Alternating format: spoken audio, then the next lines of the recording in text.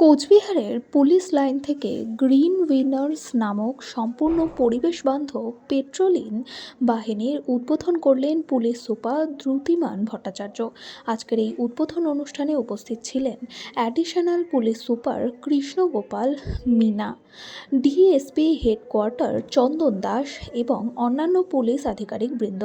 এই green winner বাহিনীর সদস্যরা সম্পূর্ণ পরিবেশবান্ধব ইলেকট্রিকের সাইকেলের মাধ্যমে কোচবিহার শহর এবং শহরতলির বিভিন্ন জায়গা পেট্রোলিং করবে।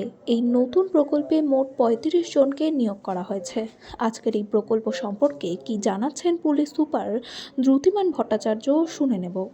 আমরা আজকে থেকে উইনার্স টিমকে বাইসাইকেল দিচ্ছি, যেগুলো ইলেকট্রিসিটিতে চলে।